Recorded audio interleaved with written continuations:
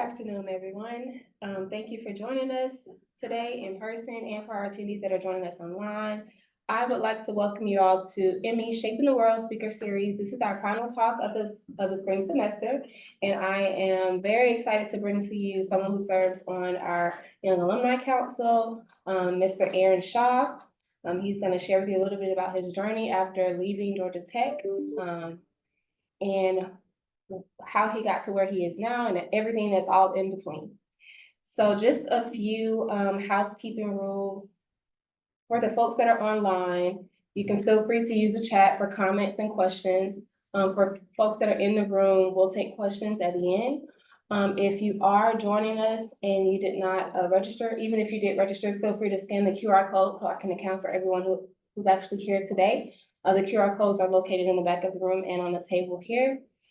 And the last announcement is that refreshments will be provided during the social hour in Love on the 3rd floor. So after this, we'll all be able to migrate and network and continue having a conversation upstairs. So without further ado, I'll go ahead and introduce Aaron. Aaron is a commercial leader for GE Digital Energy Transition Software Portfolio with an additional focus on Vernova level decarbonization efforts.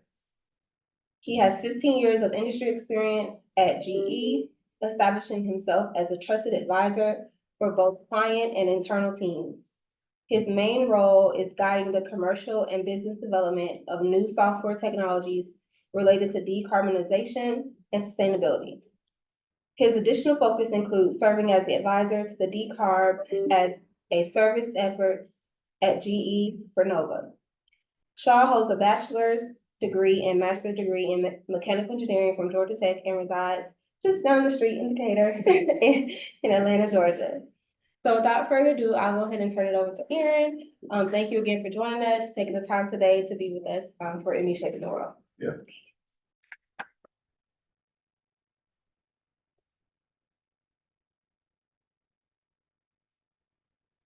Second. So I didn't make a fancy PowerPoint, but I do like to start with humor, right? So this is like we were talking earlier, this is relatively low pressure for me. Like usually I'm on the road having to talk to very senior people like chief sustainability officer. It's not that you guys aren't important as well, but it's like this is kind of nice. It's 20 minutes down the street. It's not 17 hours of flying away. So what I really wanted to convey for the most part today is like you make your career is what you make out of it, right? It's how you want to guide your own path. And so like I was having a conversation with a couple of consulting friends of mine.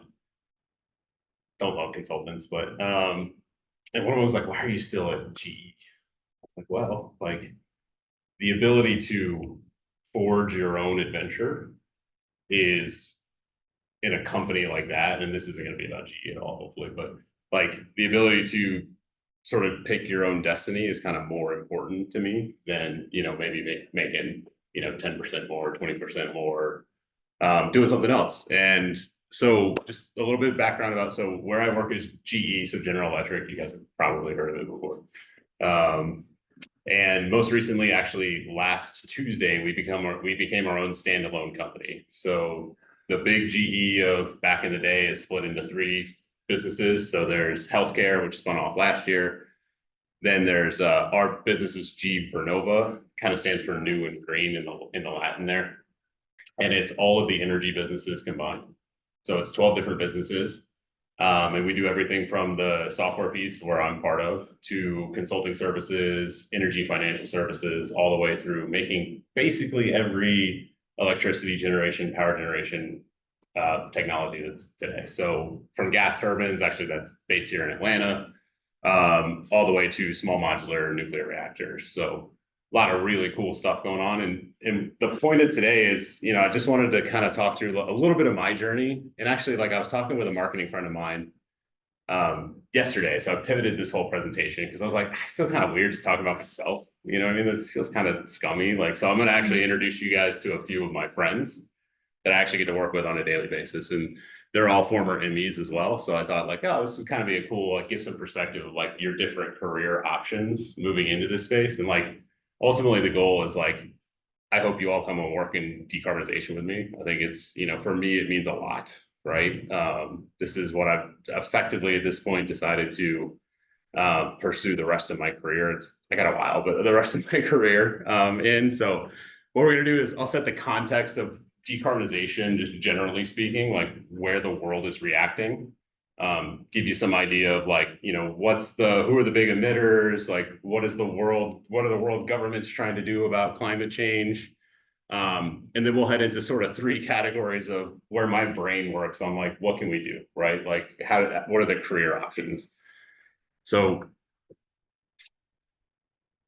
I know busy word slide, I don't love these, but greenhouse gases emissions by sector, there's kind of one outstanding trend here, right? Is that it's mostly energy consumption of some sort, right? So we talk about energy consumption, and they lumped in a lot of the transportation in here as well in terms of energy consumption, but industry doesn't take that much of a chunk out of it. Agriculture, like everybody talks about, cow farts and stuff like that, but ultimately, like it comes down to the consumption of energy around the world.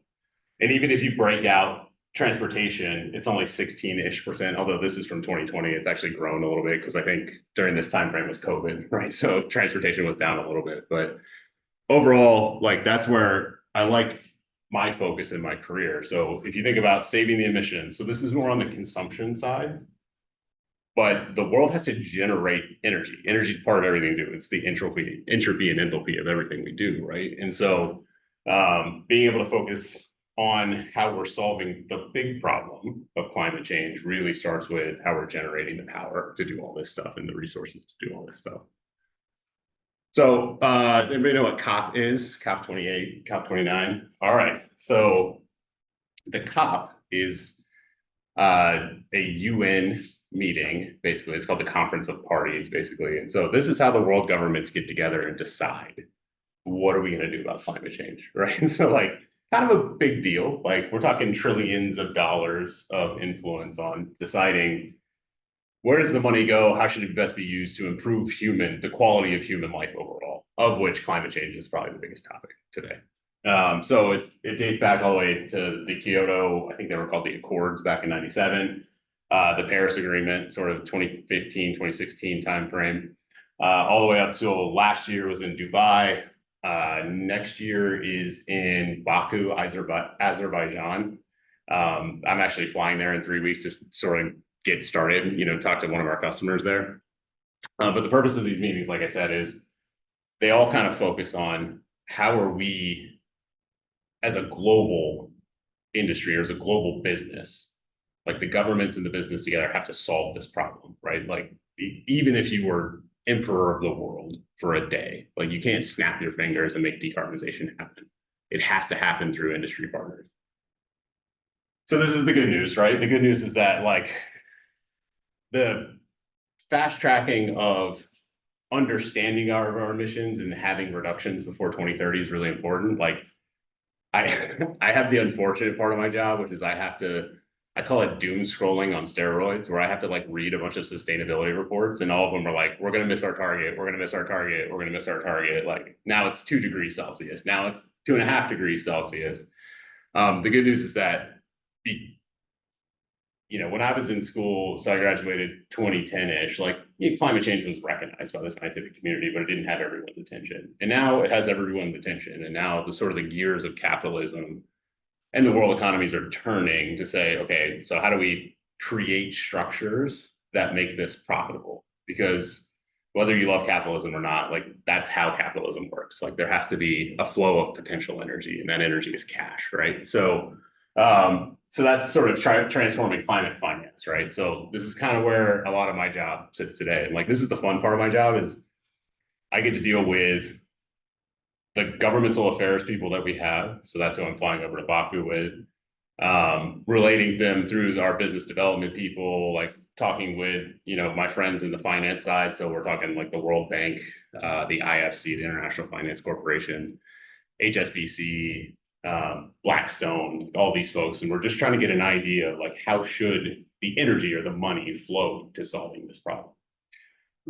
And so let me give you a little bit about my job today, which is a fun job, hard job, but a fun job. So I graduated mechanical engineering in 2010.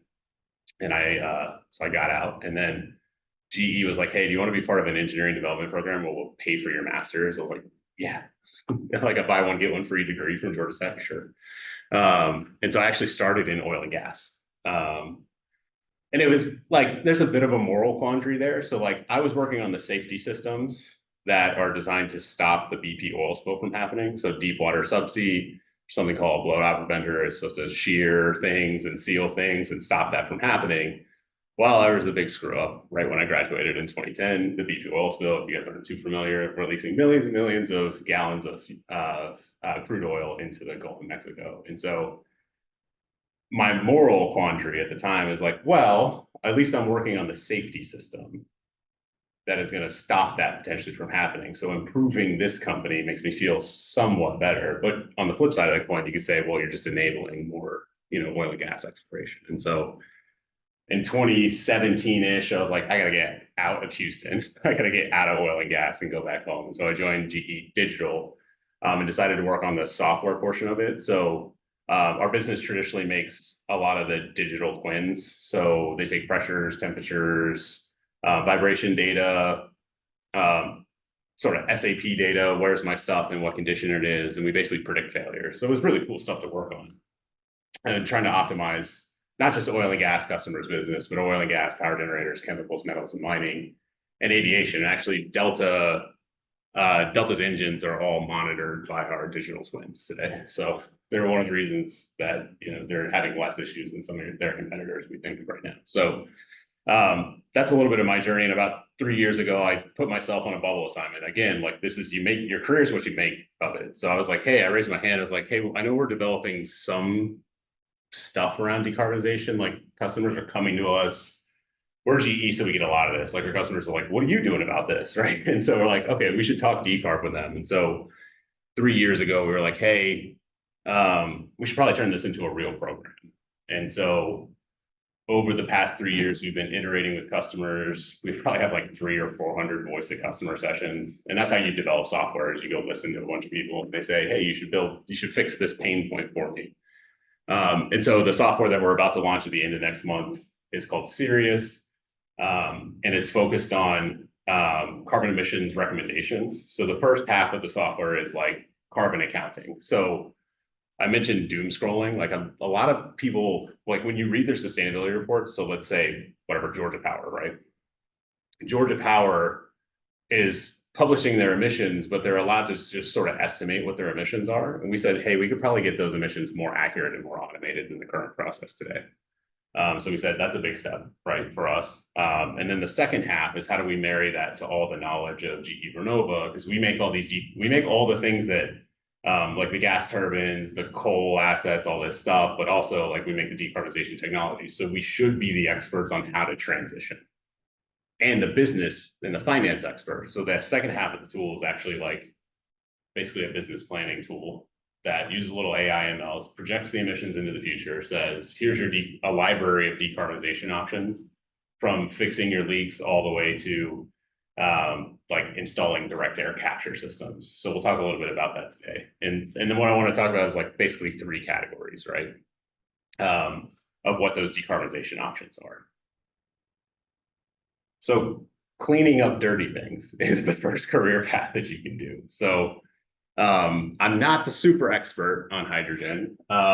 Actually, there's a guy who, we have a podcast called Cutting Carbon within GE. It's actually external for everybody to consume. It's got a decent user base, surprisingly. And he's actually our head of hydrogen, and he's a friend of mine now. His guy's named Jeff Goldmere. So don't ask me any hard hydrogen questions, but like this is, cleaning up the fuel sources, right, is a potential option here. And I say don't ask me hard questions because like the economic feasibility, like I mentioned, this is a little far out because it takes a ton of infrastructure. But even in the Biden administration right now, they just announced maybe like 4 or 5 months ago that they're investing billions and billions of dollars in hydrogen infrastructure moving forward. So hydrogen development, there's green hydrogen, blue hydrogen, gray hydrogen. I don't really want to get into those. Blue and gray are not as good as green, so we'll focus on green. But green hydrogen production is using renewable electricity generation. You put things through an electrolyzer, you get oxygen, you get hydrogen out of it, out of water. This is the hard part, actually, not this part, but the hard part is distribution and storage of hydrogen. And then looking at various applications. So there's power generation, there's shipping, and then there's just generally transportation. So if you remember back to that big energy wheel, transportation is involved, right? It's an energy usage, right? So this is something that we're focused on intently, but again, like everything that we do. So we talk to customers at our advanced research center in New York, and I get to come on some of these trips, and we'll pitch them 10 or 12 different decarbonization topics. The number one question they ask at the end of it is like, what's the economics of this, right? And so hydrogen's a little farther out there. Something that's a little bit closer is carbon capture. So carbon capture and sequestration is a little bit of a controversial subject. Like we see it, or I see it too. Like I guess for the record, I'm speaking on my behalf, not GE's behalf, but the economics are starting to make sense. So the Biden's IRA, that act that was passed about a year and a half ago, started introducing a tax incentive for saying if you sequester carbon back in the earth, then you can take a tax credit. So it's making it economically viable here in the States. It's also economically viable in a couple other portions of the world. And so the idea with carbon capture is that from various sources or the air, you can directly capture high intensity carbon intensity things. So think about the exhaust coming off a gas turbine, right? Like very high concentrations of CO2. Being able to scrub it. So there's two different methods. There's a solvent base and a solvent amine base, so kind of liquid and solid. And so what that does is it scrubs it, sends it up this big column, and back down, and the CO2 comes out as a gas. You compress that gas, and then you can send it transportation. Typically, this is a pipeline. And that can go into all your fizzy water beverages for utilization or whatever other like industry needs there are for compressed CO2. But I will say, like, if we put, I think it's one carbon capture system on the back of one power plant, that would be able to produce enough CO2 to satisfy like Coca-Cola's requirements across the world for carbonization. So like you got to do something with the rest of the bulk, 99.9% of the rest of it we could potentially capture. And that idea is storage. And so this kind of comes full circle for me because the technology to sequester or store carbon back down into the crust of the earth is actually old technology. So that's old technology from my first job, which was offshore drilling. And so back in the 1960s, we had the ability to pump CO2 into a reservoir, into a well. And they did that for something called enhanced oil recovery. And so if you put pressure on one end of the formation, oil shoots out the other side of the formation more quickly. And so now the concept is like, well, you just cap the other side and we can put all the carbon back into the earth. So it's it's cool. It's been tested. It does work. Like that's the nice thing is it's got 60 years of pedigree, right? In terms of like, hey, we can do this. We know the CO2 stays in the earth and is capped. Now, I'm sure in the Q&A session, like somebody will be like, well, what about leaks and all that stuff? Like, agreed. It's a lot more complex of a subject than I'm making it out to be. But like I said, I'd introduce you to my friends, right? So meet Cassie. I didn't put her last name because I don't want to like accidentally dox her. But she's an energy transition analyst. And although she went to Kentucky, she is a BS and MS in mechanical engineering.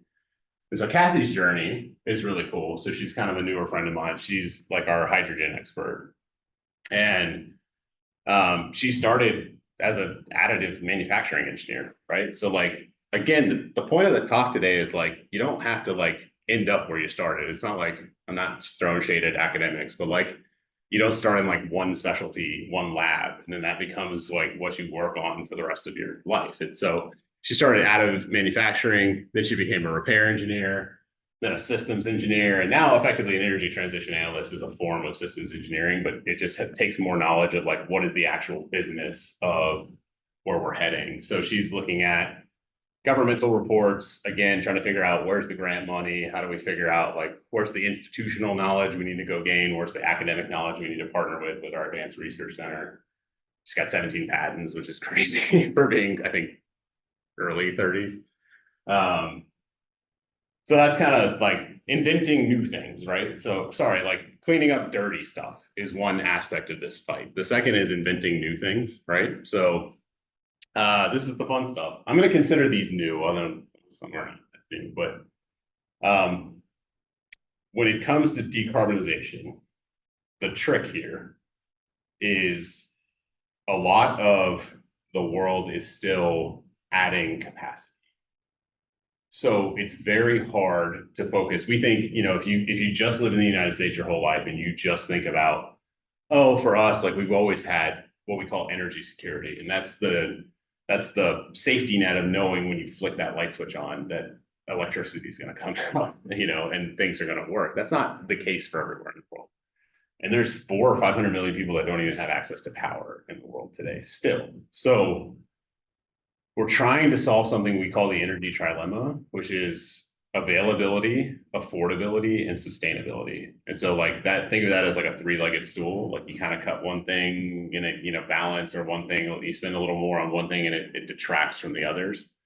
And so the energy balance here is really important when it comes to how we're going to solve for decarbonizing. So it's actually in our mission statement is to electrify and decarbonize the world at the same time, because you can't ignore the fact that like the easy option for Vietnam right now is just add a bunch more coal assets, right? Like we're trying to avoid that. We're trying to avoid that. Like the world is trying to avoid that. The US has entered in a partnership with Vietnam called a Just Energy Transition Partnership as an example, where we're just saying, listen, we'll make it economically feasible for you, and it's cheaper for us to do that as sort of a goodwill to like have them avoid new emissions while they're adding more power to the grid. So again, renewable energy technology, like I said, we do all this stuff. I'm remiss that this graphic doesn't include small modular reactors. Like they're not technically renewable energy, but like they're a form of energy that's zero emissions.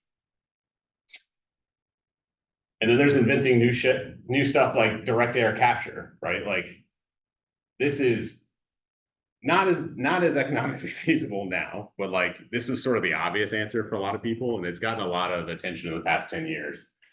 But imagine, you know, having the sources to be able to just clean the carbon out of the air. Now, that's pretty energy intensive in itself. It's basically these giant fans or these blocks of fans. And you make these modular as well.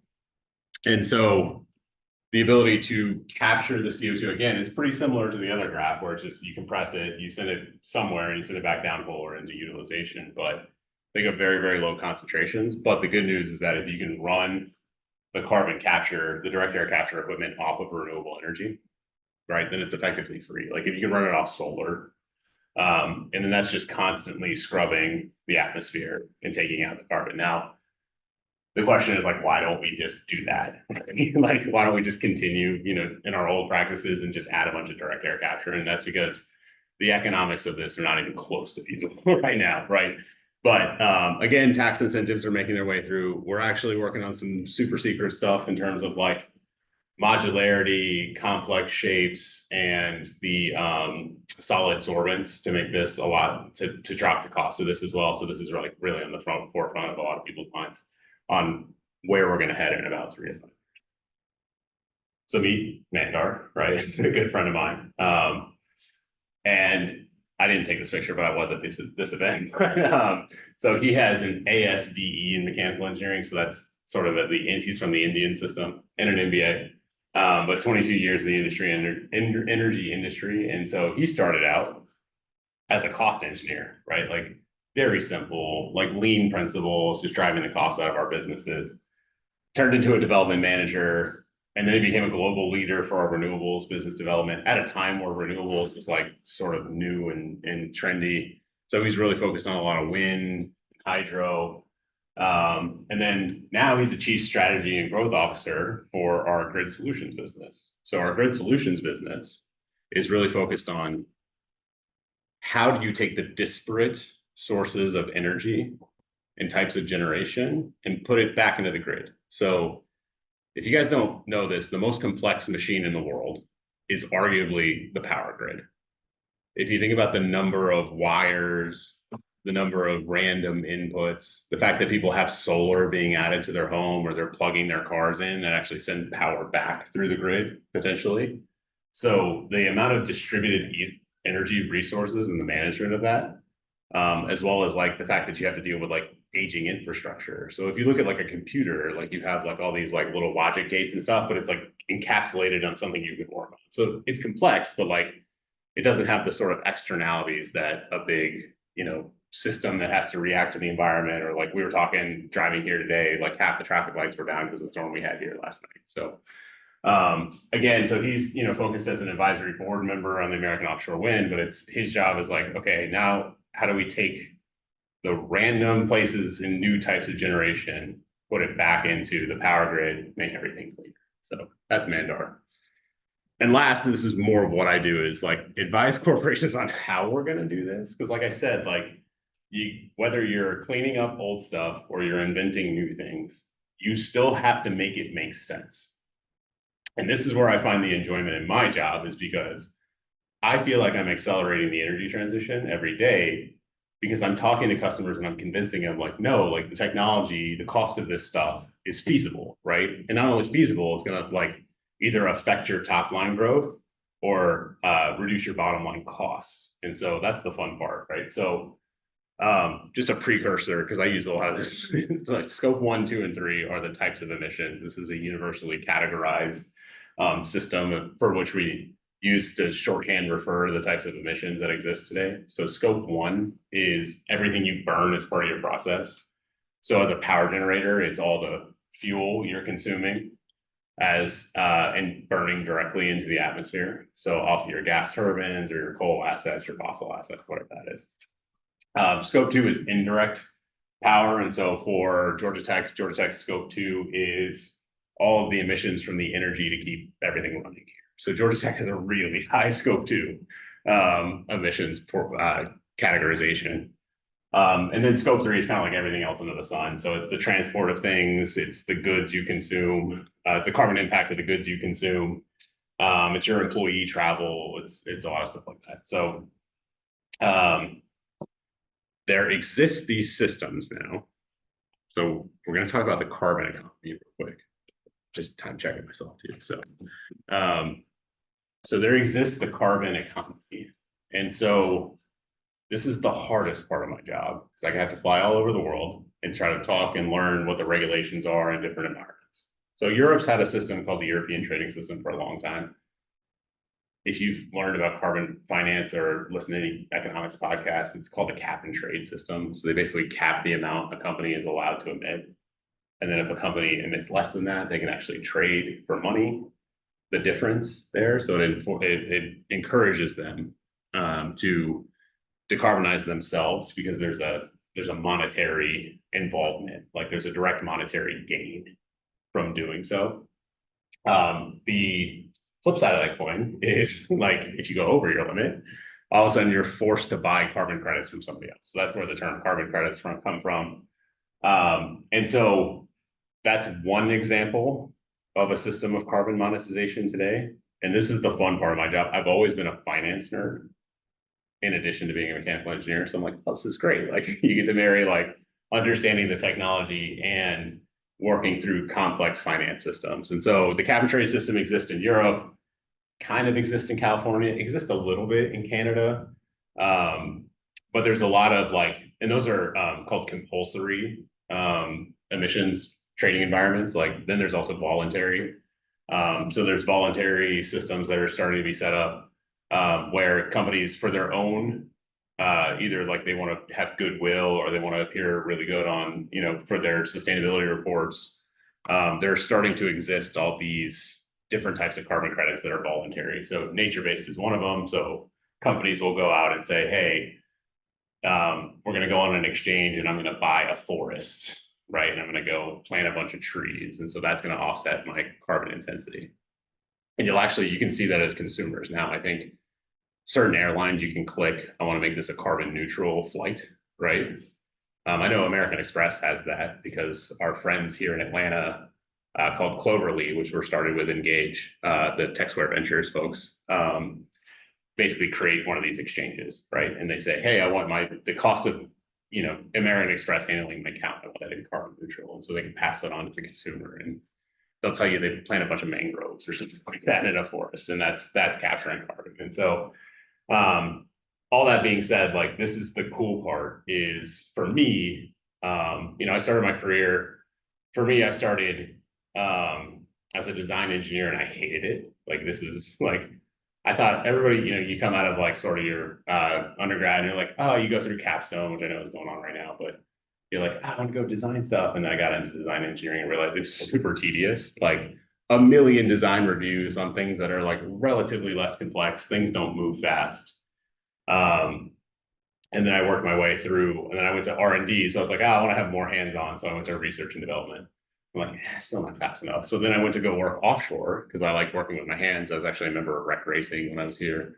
And I was like, cool, I get to use 10-foot torque wrenches. Like, this is awesome. But at the same time, I was like, there's still something itchy that I wanted to understand the big impact. And so that's where marrying the finance piece to the technology is sort of what tickles my brain. And like, my only advice as you're starting your careers, if you're going to go into industry, is just keep an eye on what's tickling your brain.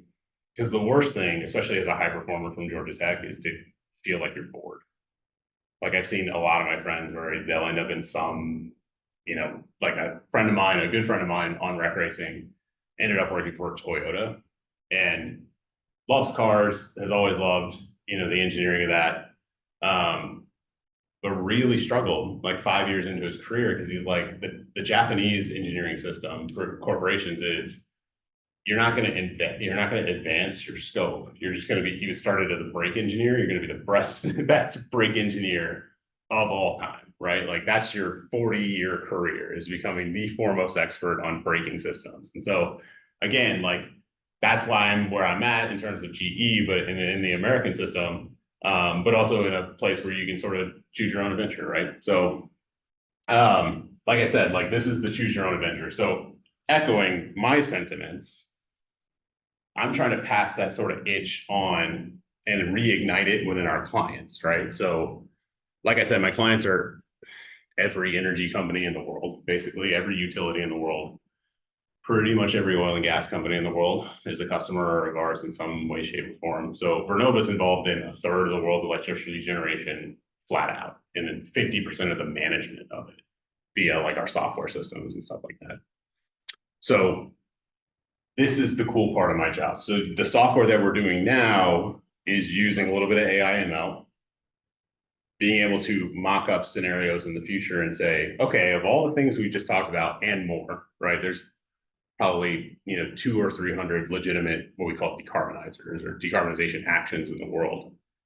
How do we evaluate them for each customer based on what their emissions are today, based on what their financial conditions are, based on what their incentives are, right? So the mobilization of the energy of the system, like I said, the money in the system, and then how do we like make an impact, right? So shifting the finance towards actually achieving goals. And like, this really hasn't been tried.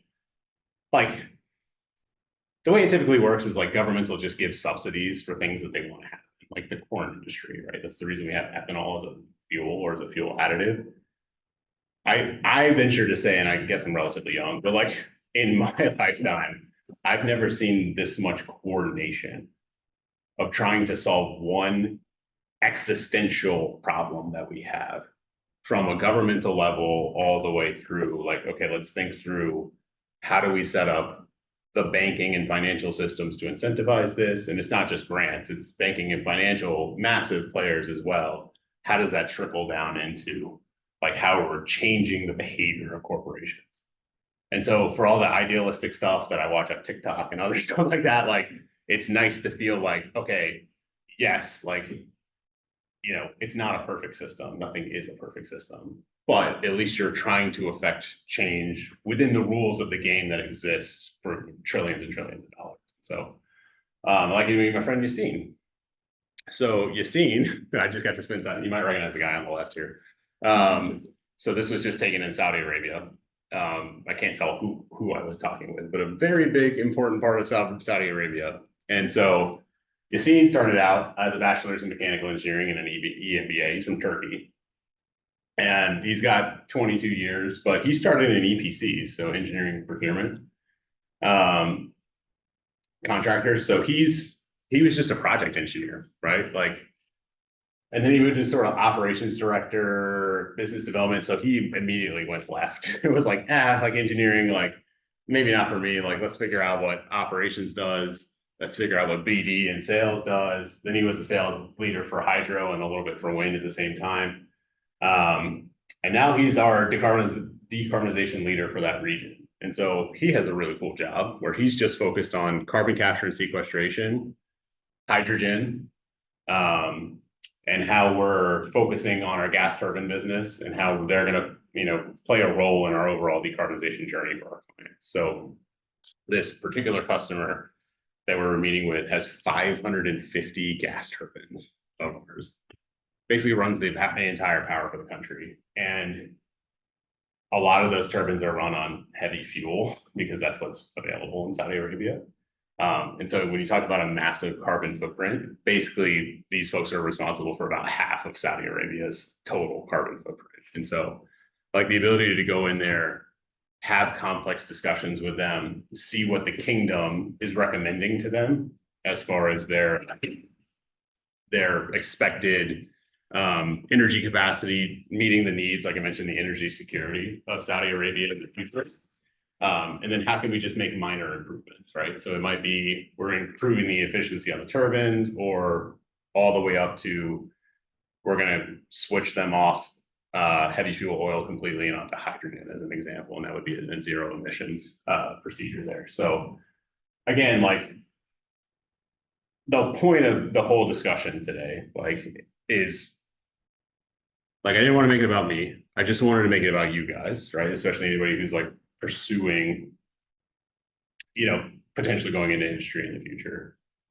There's this Japanese concept called ikigai. So there's an intersection of doing what you love, what you're good at, like what the world needs and what you can get paid for, because you have to make a living at the end of the day. And so I'll never say I'm in the center of this circle, right? But like, it's a balance, right? Like everything. So we mentioned the energy trilemma as kind of a three-legged stool. This is a four-legged stool, right? So it's going to shift, right? Like there's going to be times and changes in your life. Like for me, I'm learning how to become a parent of young children. But like being able to balance this, and you don't have to set your self-worth in what you do, but it should be a healthy amount of what your general esteem is. And so like I'm looking at my Georgia Tech colleagues, I know you guys feel good about what you do, right? Because you work here. I love this place, even though it took a lot of my hair when I was here. But again, like the goal is like giving you some eye-opening into the different types of career paths that you can choose. I'm hoping that like, perhaps what you're good at and what you love is decarbonization moving forward, and in joining me in some of this sort of fight as we're, gearing up and we're seeing more and more,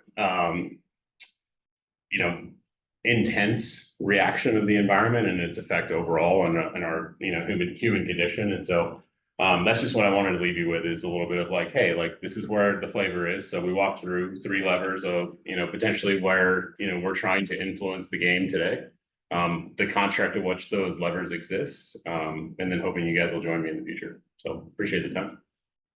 Yeah. So while I look online and see if we have any comments or questions from our virtual attendees, if anyone in the room has any questions or comments, you can feel free to ask. Question here. In your discussions, have you ever come across when you don't support a technology, but you have to still support it outwardly to your clients? So how do you navigate that? So you could tell I'm an opinionated person, so I got that. But it does, at the end of the day, the dollars talk, right? And so the nice thing is that as part of my job, every single customer conversation has a positive tilt. And that's never happened in my career. If you're selling something that's a little bit more commoditized, or even like our digital twins, they just might not be interested. They might just be like, oh, I can just do this, in the old way. Right. Like everyone and every customer I talk to recognizes that this is a new fight and sort of a new era of trying to fix a global problem.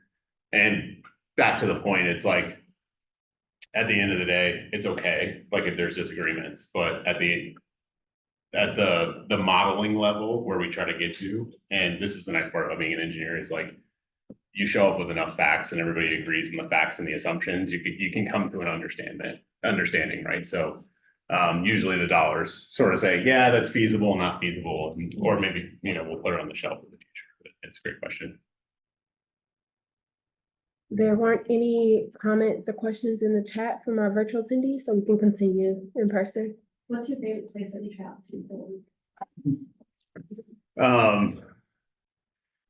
Well, there's no favorite really. So the hard part now, so if you can land a job where you get to travel in your 20s, it's all fun. Like there's some hard places. Saudi wasn't my favorite when I was younger. It also was a much different country 10 years ago.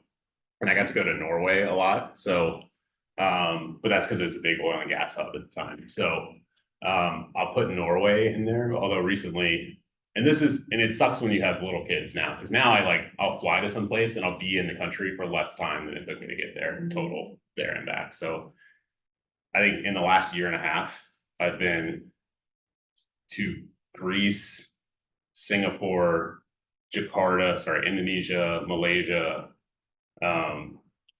Hungary.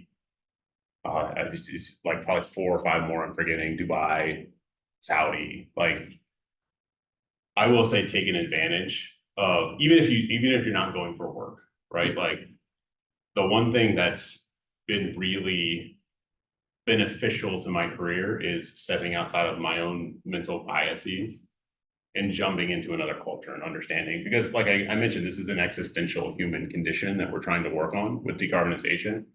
And actually, everybody has a little bit of a different viewpoint based on their culture, right? Like I mentioned, energy security. Like, you go back and you go talk to folks in Africa. Like, one of our first pilots is for our software is actually a power generator that's in Cote d'Ivoire, the Ivory Coast.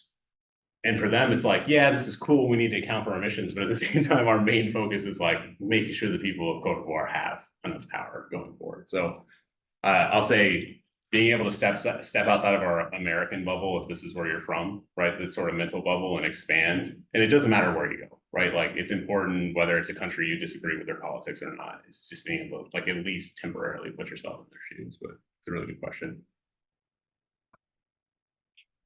How long did you work for GE? 15 years. There's a very small gap where I left for a Swiss company for about 6 months and I jumped back in. So, like, I will say, like, and I don't mean to sound insular, but even like Georgia, so I came from Georgia Tech, which is like a high performance culture, right? And if you leave that high performance culture, so I jumped into GE, natural fit, right? And like, GE has a ton of Georgia Tech grads. If you jump out of it and get into a cultural like mix up, my advice, jump straight back out of it, right? Like, because you don't want it to sort of change who you are, the core of who you are. And so I've been very fortunate to sort of be able to, and I'm not saying GE is a high performance culture in every single one of our business units, or, GE Vernova now is 80,000 people. So, but I will say, like, it makes it a little bit easier when you're part of these massive organizations to be like, as long as you're sort of stalwart and stand up for what you want to do and make it known, which is tough. Not everybody sort of has that personality, but being able to choose your own adventure and find what really challenges you is like the sort of big career advice. Yes. Thanks so much for coming out. Yeah. And sharing. I have a quick question with regards to when you speak to faculty and watch graduate students out in the research group, there's a huge chasm between what industry actually says. Yeah. A lot of times follow with regards to each quarter. Could you speak to how you focus on, like, for example, like, what are 2 or 3 countries that you pay attention to, or 2 or 3 journals that you pay attention to, or like reading material? Keep your optimism, because when you speak to faculty, for example, they'll mention about in 2009 what occurred, and how in the Obama administration, there was a lot of enthusiasm and the price of oil shot up. Yeah. But then after a few years, it dropped. But you had a whole bunch of graduate students Yeah, that believed word for word from DOE. yeah, that certain things were going to happen. Yeah. That never, yeah, so how do you create Yeah. that level of expertise? sure. Where no matter what happens, you still have something. Yeah, that's a really good question. So over your career path, I'm not saying I'm that old, so it actually develops pretty quickly, but like you'll get a BS meter. So that'll help you too, right? You'll get enough experience under your belt to be like, yeah, this is like something that they say, or, and I'm not asking you to be cynical, but I'm just saying like sort of being able to not take things just at face value. But again, back to the travel piece is understanding things in the greater context. It's really tough for, like I mentioned, like I had to go do doom scrolling on steroids, which is much analyst reports about how screwed we are. So there's a few lights. Actually, there's this one guy, his name David Carlin. I'll show you guys who it is later, from the UN FCCC. Don't ask me to remember what all the letters mean in that, but his job is, and he's great on LinkedIn, is just being like, okay, there is progress. Like the standards are coming together, like things are progressing. And so it's nice to see somebody who's in a job like that, who's a lot more tactical. So I guess my overall advice would be focus on people who are doing the tactical things, not the strategic things. You get the difference there, right? So strategies big, we're going to do all this stuff. Like strategy sets the vision. The tactical people are the ones actually doing stuff, right, in industry. And so there's a couple of resources out there in publications, but yeah, it's not an easy answer. This is a new science. But we're again, like and I'm a natural pessimist probably. So maybe I like to say realist, but again, like it's really important, to your point, it's really important to make sure that you're grounded in some positivity in some way, shape, or form. That's a great question. This is continuing the last question. You mentioned how like each culture gives you a different view on how like they view energy and their way of emissions. Yeah. And I was kind of wondering which country you think gave you like, I guess the biggest shift or the biggest enlightenment on energy consumption and how they view it. Yeah. So a lot of people don't realize that the fourth most populous country in the world is Indonesia, right? You know, it's a bunch of islands, and you know, like it's massive. They're right behind us, right? And getting to go to Jakarta, which is insane, like takes you an hour and a half to get from the airport to downtown to the financial district on a normal day, like not like an Atlanta traffic day. For them, especially in their outer regions, like if they don't enact this quickly, and this is one of the reasons I think the G20 was there a couple years ago, like that's it for them, right? Like they will have climate migration issues as sea levels rise. And so coming from a Southeast Asian culture, so understanding that predominantly Asian cultures are more community focused, right, in general. And then you add this layer of like, okay, what is a challenge to this community, which is climate change? And then realizing that like that's driving a lot of the positive energy to make changes and to push the rest of the world to make changes has been really fascinating. And actually, like, it's a lot of the small, I'm really proud. I have any place to be proud, but like, I'm really impressed by a lot of these small countries, like these small island nations, are the ones in the world court suing a lot of the bigger nations right now to say, you guys are polluting, right? And you're causing climate change, and that will wipe out my entire island nation if we don't fix this now. And so it's really nice to see also the world court as part of the solution here. And they're not like just ignoring these small countries because they're small countries, but they're allowing them to have an equal footing as part of the UN. So it's been really cool to see. I have a question. Yes. Can you share with us what experience or experiences outside of the classroom when you hear it said like made or maybe didn't make, made or broke Yeah. you here as a student? So outside of the classroom here, and this is the fun part of, so like we're figuring out what we're doing with YAC, so the Young Alumni Council here is like, so I was part of rec racing which was really cool. And I've always been, which is funny because it's like a big, massive, it's about car engines and gear heads. And of course that causes a lot of emissions. So it's kind of funny to see my progression over time. I wasn't part of like the e-racing team or anything like that, although I probably should have been. So rec racing gave me a healthy appreciation for doing hard work. So that's another piece of advice I have is like, I mentioned I worked offshore for a little bit, like I spent a year traveling around the world, working on deep water offshore vessels, like you had to take a helicopter to work. For my children, I hope they work a tough job at some point. Like, I don't care if it's in food service or, if they're working offshore or if they're getting dirty doing something. Like, I think it's really important to understand the value of like a hard day's labor, right? And so it contextualizes what other people go through. So rec racing was part of that.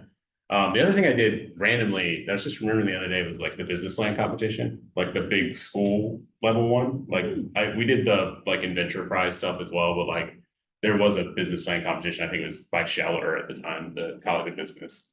And I got pulled into that by a friend of mine. And like, that was my first time being introduced to what an elevator pitch is, right? So 60 seconds to describe, like imagine you're stuck in the elevator with a CEO of somebody and you try to convey to them what you do or what you want them to invest in.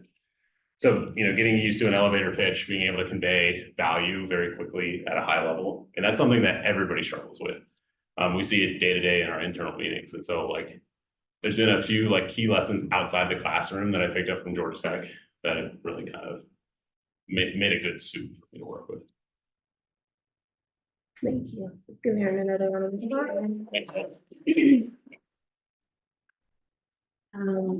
Before we leave, I want to just give a small token of my appreciation to Erin for driving down the road. Oh, to thank come you. and see that. Yeah, thank you so much. Yeah, this is a pleasure. I just want to thank everyone who joined us virtually and for everyone who joined us in person this semester for this series. I really appreciate you. If you have any feedback, if you have any thoughts that you would like for us to cover in the next speaker series, feel free to come and see me, talk to me after, or send an email. But I just wanted to say thank you again to everyone for joining us. If you'd like to join us for the networking reception social hour, we'll be on the 3rd floor right after this, okay?